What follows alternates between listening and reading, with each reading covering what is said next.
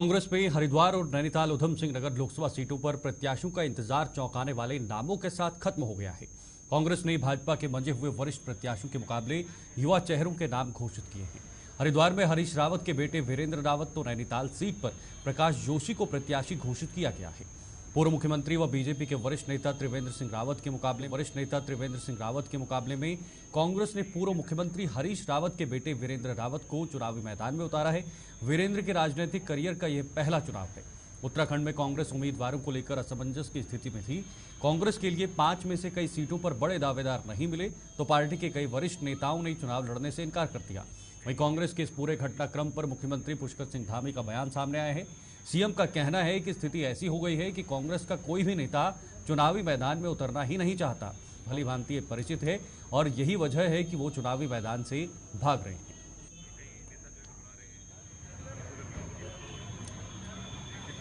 देखिए, कांग्रेस में इस समय बहुत ऐसी स्थिति हो गई है कि उनके कोई भी नेता चुनाव में नहीं जाना चाहते हैं, चुनाव से बचना चाहते हैं। और क्योंकि उनको पता है कि परिणाम क्या आने वाला है, इसलिए उनको पहले से ही परिणाम पता है, इसलिए चुनाव से भाग रहे हैं। इसलिए इस प्रकार की स्थितियां पैदा हो रही हैं।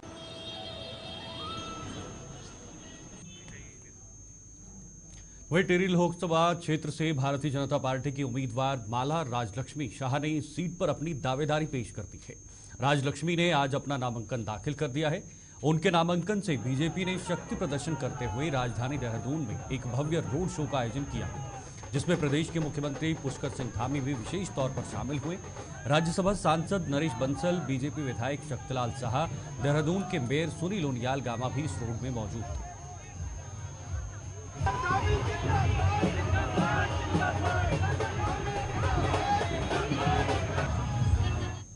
धनराज गर्ग हमारे साथ इस वक्त देहरादून से इस खबर पर और अधिक जानकारी के लिए जुड़े हुए हैं। धनराज, प्रत्याशियों के नामांकन हो चुके हैं, बीजेपी प्रत्याशी का नामांकन हो चुका है और कहीं न कहीं अब सीधे तौर पर, खुले तौर पर, आधिकारिक तौर पर अब ये मैदान में जो है वो उतर गए हैं।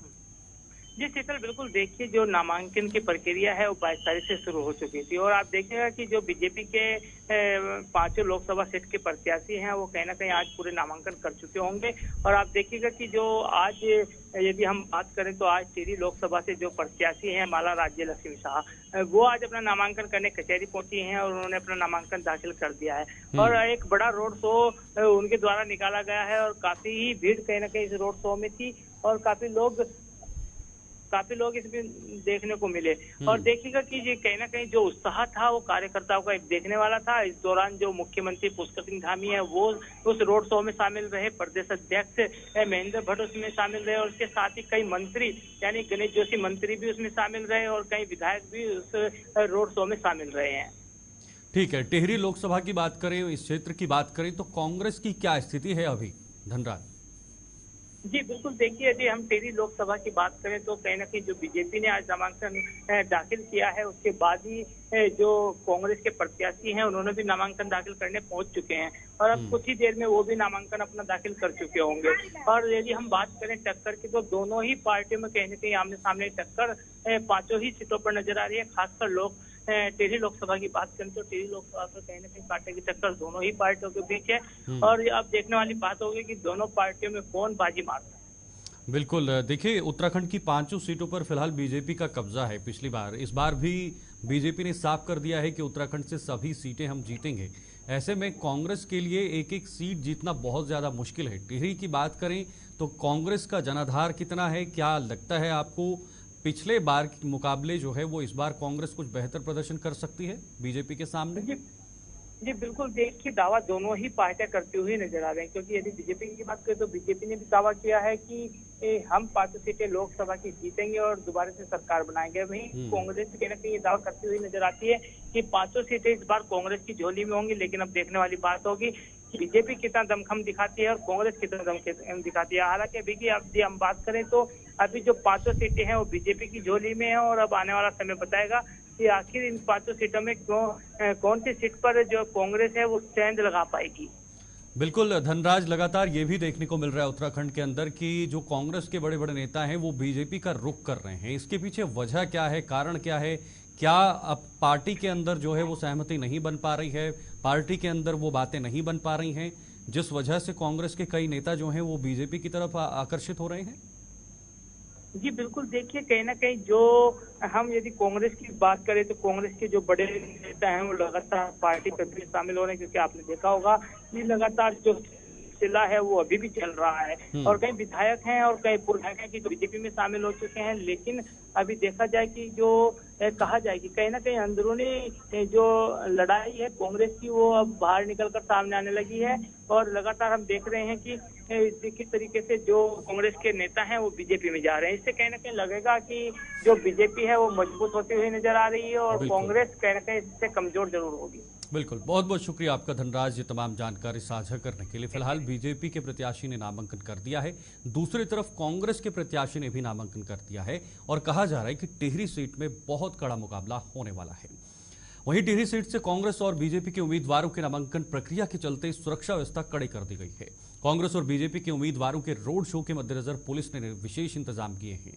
भीड़ नियंत्रण, ट्रैफिक और कानून व्यवस्था के लिए किए गए इंतजामों की जानकारी एसएसपी अजय सिंह ने दी। उन्होंने बताया कि उम्मीदवारों के प्रतिनिधियों के साथ बैठकें पहले कर ली गई थी। जनसभा की अनुमति देने के साथ साथ रोड शो के रूट भी निर्धारित कर दिए गए हैं। साथ ही सुरक्षा व्यवस्था के तहत अतिरिक्त पुलिस फोर्स को भी तैनात किया गया है।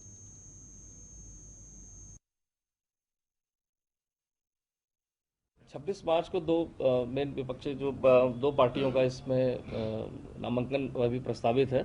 इसको देखते हुए प्री में जो उनके कोऑर्डिनेट करते हैं जो पॉलिटिकल प्रोग्राम्स के बारे में, उनसे मीटिंग हमारे मजिस्ट्रेट और जो है सिटी मजिस्ट्रेट और एसपी सिटी द्वारा कर ली गई है इसमें।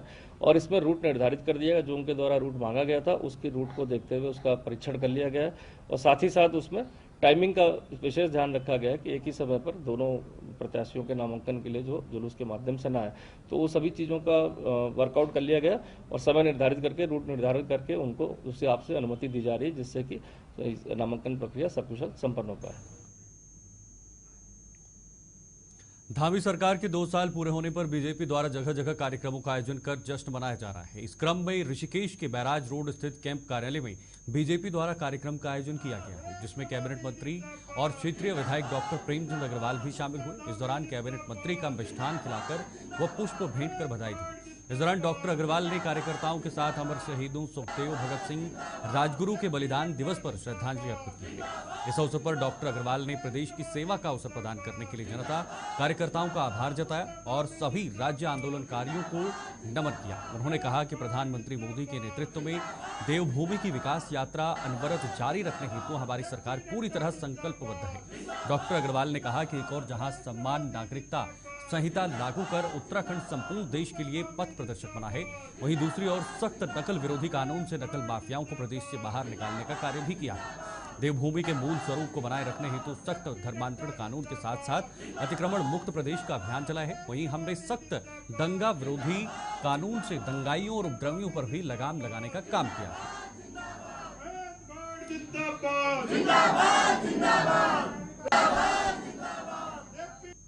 देखिए, सबसे पहले तो मैं प्रदेश की जनता का बहुत धन्यवाद कर रहा हूँ, जिन्होंने 2 साल पहले को मिथक तोड़ने का काम किया कि प्रदेश सरकार में एक बार कांग्रेस और एक बार भारतीय जनता पार्टी की सरकार बनी। लेकिन 2022 में जिस प्रकार से जनता ने दोबारा भारतीय जनता पार्टी की सरकार को बनाने में अपना आशीर्वाद दिया, मैं उनको बहुत धन्यवाद कर रहा हूँ। और निश्चित रूप से जो सफलतम अभी तक 2 साल माननीय धामी जी के नेतृत्व में सरकार के हुए हैं, मैं उसके लिए सभी को बहुत बधाई दे रहा हूँ। माननीय मुख्यमंत्री जी को बधाई दे रहा हूँ।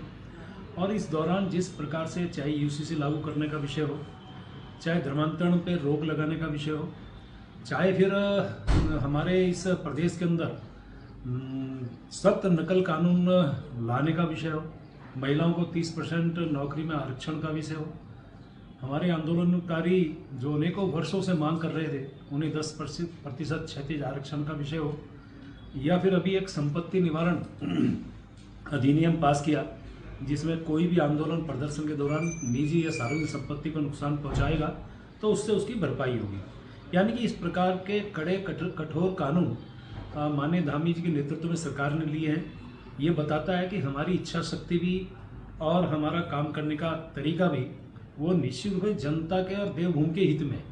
और वैसे भी आप जानिए कि ये डबल इंजन की सरकार है। माननीय मोदी जी जिस प्रकार से हमें आशीर्वाद देते हैं, लगातार उनके द्वारा चाहे हाईवेज में हो, चाहे नमामि गंगे पे हो, चाहे फिर हमारे हेमकुंड साहिब गुरुद्वारे के लिए रोपवे का विषय हो, बद्रीनाथ केदारनाथ में और उसमें विकास कार्य करने की बात हो, और इसी प्रकार से चाहे हवाई यात्राओं की बात हो, उड़ान योजना की बात हो, रेल कनेक्टिविटी जिसमें हम वंदे भारत ट्रेन चलाने की बात हो, यानी कि हर क्षेत्र में हमारी इस डबल इंजन की सरकार माननीय मोदी जी की और माननीय धामी जी सरकार ने बहुत विकास कार्य किए हैं। और वैसे भी आप जानिए कि हम लोग गरीब और गरीब कल्याण के लिए काम करते हैं। जहां हमारी इतनी योजनाएं सेंटर से चल रही हैं, उसमें हमने जो उज्ज्वला योजना है उसमें गरीबों को 1 साल में 3 फ्री सिलेंडर देने का काम किया है। जो गौवे निराश्रित घूमती हैं उनके लिए गौशालाओं के निर्माण का हमने प्रावधान इसी बजट में भी किया है, पहले भी हमने किया था। यानी कि हर दृष्टि से हम लोग, चाहे किसान हो, युवा हो, महिला हो, या फिर हमारा गरीब हो, या पहाड़ पे रहने वाला व्यक्ति हो, सभी के लिए हमारी सरकार काम कर रही है। मैं बहुत बधाई के साथ और उम्मीद कर रहा हूँ आने वाले टाइम पे जिस प्रकार से अब चुनाव का मौका भी है, तो प्रदेश सरकार के काम के आधार पे और माननीय मोदी जी का तो जो करिश्माई नेतृत्व है उनके काम के आधार पे हमारी 500 सीटें भारतीय जनता पार्टी की झोली में जाएगी। सबको फिर से बहुत बधाई। चलिए फिलहाल वक्त एक छोटे से ब्रेक का है, ब्रेक के बाद जल्द लौटते हैं।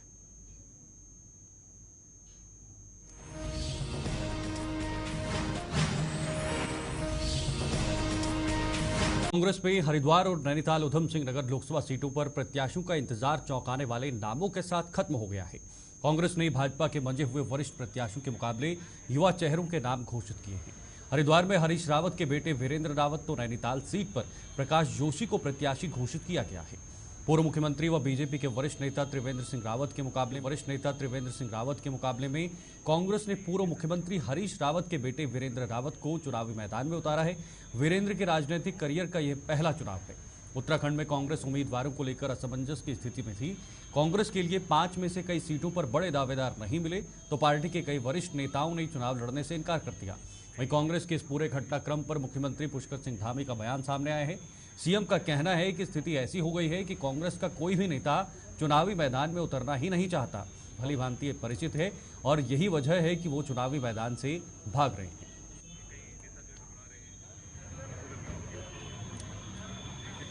देखिए, कांग्रेस में इस समय बहुत ऐसी स्थिति हो गई है कि उनके कोई भी नेता चुनाव में नहीं जाना चाहते हैं, चुनाव से बचना चाहते हैं।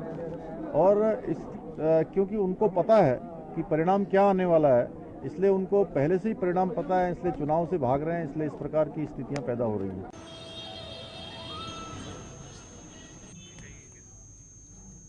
वहीं टिहरी लोकसभा क्षेत्र से भारतीय जनता पार्टी की उम्मीदवार माला राजलक्ष्मी शाह ने इस सीट पर अपनी दावेदारी पेश कर दी है। राजलक्ष्मी ने आज अपना नामांकन दाखिल कर दिया है।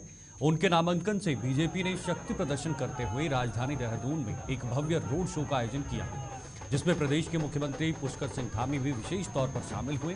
राज्यसभा सांसद नरेश बंसल, बीजेपी विधायक शक्तिलाल शाह, देहरादून के मेयर सुनील उनियाल गामा भी इस रोड में मौजूद थे।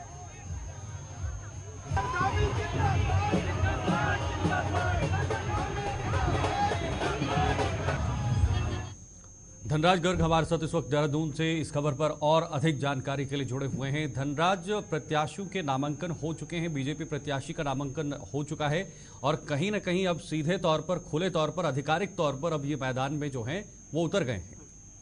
जी शीतल, बिल्कुल देखिए, जो नामांकन की प्रक्रिया है वो 22 तारीख से शुरू हो चुकी थी और आप देखिएगा कि जो बीजेपी के 5 लोकसभा सीट के प्रत्याशी हैं वो कहीं ना कहीं आज पूरे नामांकन कर चुके होंगे। और आप देखिएगा कि जो आज यदि हम बात करें तो आज टिहरी लोकसभा से जो प्रत्याशी हैं माला राज्यलक्ष्मी शाह, वो आज अपना नामांकन करने कचहरी पहुंची हैं और उन्होंने अपना नामांकन दाखिल कर दिया है। और एक बड़ा रोड शो उनके द्वारा निकाला गया है और काफी ही भीड़ कहीं ना कहीं इस रोड शो में थी और काफी लोग इसमें देखने को मिले। और देखिएगा कि ये कहीं ना कहीं जो उत्साह था वो कार्यकर्ताओं का देखने वाला था। इस दौरान जो मुख्यमंत्री पुष्कर सिंह धामी है वो उस रोड शो में शामिल रहे, प्रदेश अध्यक्ष महेंद्र भट्ट उसमें शामिल रहे और उसके साथ ही कई मंत्री यानी गणेश जोशी मंत्री भी उसमें शामिल रहे और कई विधायक भी उस रोड शो में शामिल रहे हैं। ठीक है, टिहरी लोकसभा की बात करें, इस क्षेत्र की बात करें तो कांग्रेस की क्या स्थिति है अभी, धनराज? जी बिल्कुल, देखिए यदि हम टिहरी लोकसभा की बात करें तो कहीं ना कहीं जो बीजेपी ने आज नामांकन दाखिल किया है उसके बाद ही जो कांग्रेस के प्रत्याशी हैं उन्होंने भी नामांकन दाखिल करने पहुंच चुके हैं और अब कुछ ही देर में वो भी नामांकन अपना दाखिल कर चुके होंगे। और यदि हम बात करें टक्कर की तो दोनों ही पार्टियों में कहीं ना कहीं आमने सामने टक्कर पांचों ही सीटों पर नजर आ रही है। खासकर टिहरी लोकसभा की बात करें तो टिहरी लोकसभा पर कहीं ना कहीं कांटे की टक्कर दोनों ही पार्टियों के बीच है और अब देखने वाली बात होगी कि दोनों पार्टियों में कौन बाजी मारता है। बिल्कुल, देखिए उत्तराखंड की 5 सीटों पर फिलहाल बीजेपी का कब्जा है। पिछली बार, इस बार भी बीजेपी ने साफ कर दिया है कि उत्तराखंड से सभी सीटें हम जीतेंगे। ऐसे में कांग्रेस के लिए एक एक सीट जीतना बहुत ज्यादा मुश्किल है। टिहरी की बात करें तो कांग्रेस का जनाधार कितना है, क्या लगता है आपको पिछले बार के मुकाबले जो है वो इस बार कांग्रेस कुछ बेहतर प्रदर्शन कर सकती है बीजेपी के सामने? जी बिल्कुल, देखिए दावा दोनों ही पार्टियां करती हुई नजर आ रहे हैं क्योंकि यदि बीजेपी की बात करें तो बीजेपी ने भी दावा किया है कि हम 5 सीटें लोकसभा की जीतेंगे और दोबारा से सरकार बनाएंगे। वहीं कांग्रेस कहीं ना कहीं ये दावा करती हुई नजर आती है कि 5 सीटें इस बार कांग्रेस की झोली में होंगी। लेकिन अब देखने वाली बात होगी कि बीजेपी कितना दमखम दिखाती है और कांग्रेस कितना दमखम दिखाती है। हालांकि अभी की अब हम बात करें तो अभी जो 5 सीटें हैं वो बीजेपी की झोली में है और अब आने वाला समय बताएगा कि आखिर इन 5 सीटों में कौन सी सीट पर जो कांग्रेस है वो सेंध लगा पाएगी। बिल्कुल धनराज, लगातार ये भी देखने को मिल रहा है उत्तराखंड के अंदर कि जो कांग्रेस के बड़े बड़े नेता हैं वो बीजेपी का रुख कर रहे हैं। इसके पीछे वजह क्या है, कारण क्या है? क्या अब पार्टी के अंदर जो है वो सहमति नहीं बन पा रही है, पार्टी के अंदर वो बातें नहीं बन पा रही हैं, जिस वजह से कांग्रेस के कई नेता जो हैं वो बीजेपी की तरफ आकर्षित हो रहे हैं? जी बिल्कुल, देखिए कहीं ना कहीं जो हम यदि कांग्रेस की बात करें तो कांग्रेस के जो बड़े नेता हैं वो लगातार पार्टी पर भी शामिल हो रहे हैं क्योंकि आपने देखा होगा कि लगातार जो सिलसिला है वो अभी भी चल रहा है और कई विधायक हैं और कई पूर्व विधायक हैं कि जो बीजेपी में शामिल हो चुके हैं। लेकिन अभी देखा जाए कि जो कहा जाए कि कहीं ना कहीं अंदरूनी जो लड़ाई है कांग्रेस की वो अब बाहर निकलकर सामने आने लगी है और लगातार हम देख रहे हैं कि किस तरीके से जो कांग्रेस के नेता हैं वो बीजेपी में जा रहे हैं। इससे कहीं ना कहीं लगेगा कि जो बीजेपी है वो मजबूत होती हुई नजर आ रही है और कांग्रेस कहीं ना कहीं इससे कमजोर जरूर होगी। बिल्कुल, बहुत बहुत शुक्रिया आपका धनराज, ये तमाम जानकारी साझा करने के लिए। फिलहाल बीजेपी के प्रत्याशी ने नामांकन कर दिया है, दूसरी तरफ कांग्रेस के प्रत्याशी ने भी नामांकन कर दिया है और कहा जा रहा है कि टिहरी सीट में बहुत कड़ा मुकाबला होने वाला है। वहीं टिहरी सीट से कांग्रेस और बीजेपी के उम्मीदवारों के नामांकन प्रक्रिया के चलते सुरक्षा व्यवस्था कड़ी कर दी गई है। कांग्रेस और बीजेपी के उम्मीदवारों के रोड शो के मद्देनजर पुलिस ने विशेष इंतजाम किए हैं। भीड़ नियंत्रण, ट्रैफिक और कानून व्यवस्था के लिए किए गए इंतजामों की जानकारी एसएसपी अजय सिंह ने दी। उन्होंने बताया कि उम्मीदवारों के प्रतिनिधियों के साथ बैठकें पहले कर ली गई थी। जनसभा की अनुमति देने के साथ साथ रोड शो के रूट भी निर्धारित कर दिए गए हैं। साथ ही सुरक्षा व्यवस्था के तहत अतिरिक्त पुलिस फोर्स को भी तैनात किया गया है।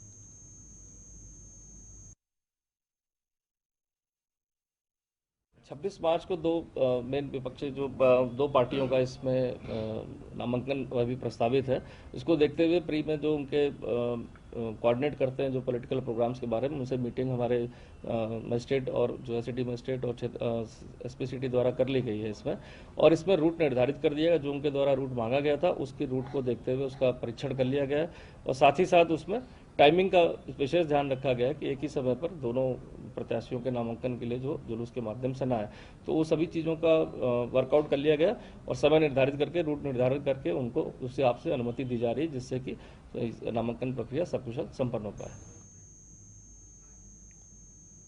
धामी सरकार के 2 साल पूरे होने पर बीजेपी द्वारा जगह जगह कार्यक्रमों का आयोजन कर जश्न मनाया जा रहा है। इस क्रम में ऋषिकेश के बैराज रोड स्थित कैंप कार्यालय में बीजेपी द्वारा कार्यक्रम का आयोजन किया गया है, जिसमें कैबिनेट मंत्री और क्षेत्रीय विधायक डॉक्टर प्रेमचंद अग्रवाल भी शामिल हुए। इस दौरान कैबिनेट मंत्री का मिष्ठान खिलाकर व पुष्प भेंट कर बधाई दी। इस दौरान डॉक्टर अग्रवाल ने कार्यकर्ताओं के साथ अमर शहीदों सुखदेव, भगत सिंह, राजगुरु के बलिदान दिवस पर श्रद्धांजलि अर्पित की है।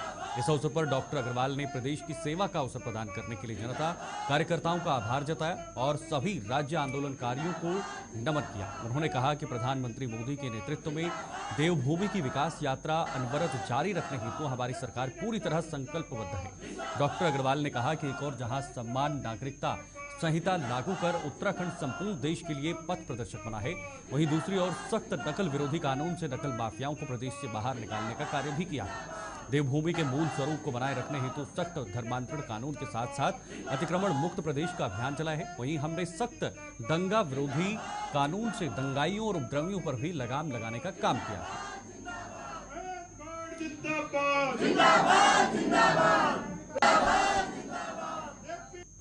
देखिए, सबसे पहले तो मैं प्रदेश की जनता का बहुत धन्यवाद कर रहा हूँ जिन्होंने 2 साल पहले को मिथक तोड़ने का काम किया कि प्रदेश सरकार में एक बार कांग्रेस और एक बार भारतीय जनता पार्टी की सरकार बनी थी। लेकिन 2022 में जिस प्रकार से जनता ने दोबारा भारतीय जनता पार्टी की सरकार को बनाने में अपना आशीर्वाद दिया, मैं उनको बहुत धन्यवाद कर रहा हूँ।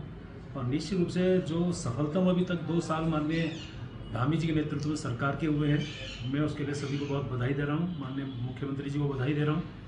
और इस दौरान जिस प्रकार से चाहे यूसीसी लागू करने का विषय हो, चाहे धर्मांतरण पर रोक लगाने का विषय हो, चाहे फिर हमारे इस प्रदेश के अंदर सख्त नकल कानून लाने का विषय हो, महिलाओं को 30% नौकरी में आरक्षण का विषय हो, हमारे आंदोलनकारी जो अनेकों वर्षों से मांग कर रहे थे उन्हें 10% क्षैतिज आरक्षण का विषय हो, या फिर अभी एक संपत्ति निवारण अधिनियम पास किया जिसमें कोई भी आंदोलन प्रदर्शन के दौरान निजी या सार्वजनिक संपत्ति को नुकसान पहुंचाएगा तो उससे उसकी भरपाई होगी।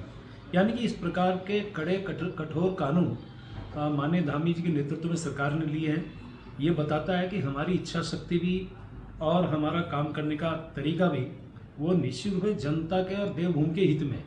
और वैसे भी आप जानिए कि ये डबल इंजन की सरकार है। माननीय मोदी जी जिस प्रकार से हमें आशीर्वाद देते हैं, लगातार उनके द्वारा चाहे हाईवेज में हो, चाहे नमामि गंगे में हो, चाहे फिर हमारे हेमकुंड साहिब गुरुद्वारे के लिए रोपवे का विषय हो, बद्रीनाथ केदारनाथ में और उसमें विकास कार्य करने की बात हो, और इसी प्रकार से चाहे हवाई यात्राओं की बात हो, उड़ान योजना की बात हो, रेल कनेक्टिविटी जिसमें हम वंदे भारत ट्रेन चलाने की बात हो, यानी हर क्षेत्र में हमारी इस डबल इंजन की सरकार माननीय मोदी जी की और माननीय धामी जी सरकार ने बहुत विकास कार्य किए हैं।